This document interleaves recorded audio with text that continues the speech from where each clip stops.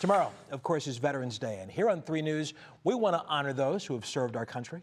Yeah, and that's why tonight I want to introduce you to a man that I've known for several years, and he's someone worth knowing. He's a husband, a father, a veteran. He's a man who served with everything that he had, and he came home physically with only part of himself.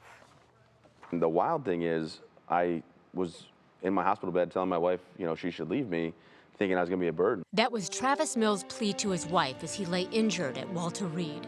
He'd been on his 3rd tour of duty, this time in Afghanistan.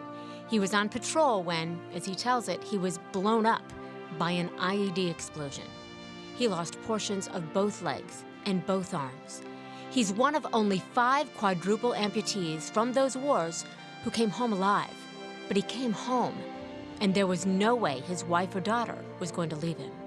My daughter, was my biggest supporter in my recovery. She was, 6 months old when I got blown up. We learned how to walk together. They all learned how to adjust.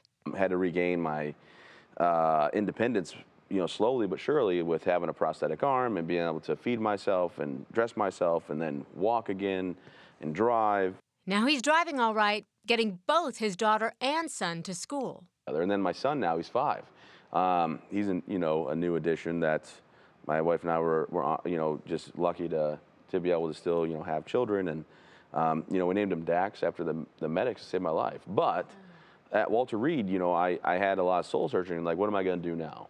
I got to be honest, I lost my chance to serve my country. I lost my chance to serve. And I had to find a way to still give back. I think it's wired in me. So we started the Travis Mills Foundation. Nearly 10 years later, the Travis Mills Foundation now gives injured veterans and their families a retreat to remind them that there's so much more than what they've been through. We take them out and rebuild their confidence. We instill in them the independence that they can still do things as a family unit.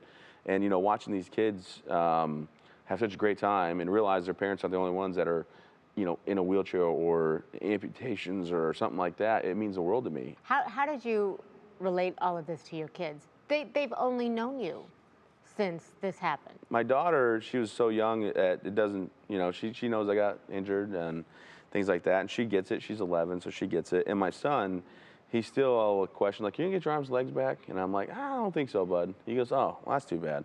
But then we just go on, put my legs on, then my pants, put my arm on, then my shirt. I go about my day.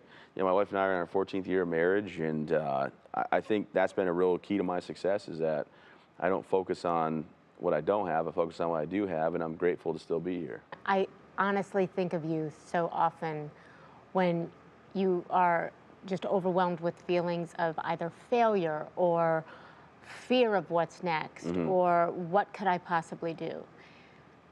Where do you get that strength, and what do you tell yourself to keep going? Well, I mean, it's a couple things. My family comes first. They've been by my side this whole time, as well as the guys that I knew that got killed. They didn't make it back home. They unfortunately left behind their family, their children, their spouses, their parents, loved ones. And I just think it'd be a selfish slap in the face if I ever gave up on myself. Travis says there are 2 lessons he lives by. Number 1, he doesn't get lost in what happened to him. I'm never going to change what happened yesterday or the day before. I'm never going to change getting injured, so I just reminisce what I had, and I go on with life and don't dwell. And number 2, he's learned to recognize what he can and cannot control. You can't always control your situation, but you can always control your attitude. And for me, my attitude is everything. I'm always upbeat and positive, and people, they sometimes wonder, is he always like this? Yeah, it's exhausting to my wife, ask her. But I am, and I don't let my situation dictate my mood because, I was given the chance to live. Some people say, like, oh, I would do it all over again. I wouldn't.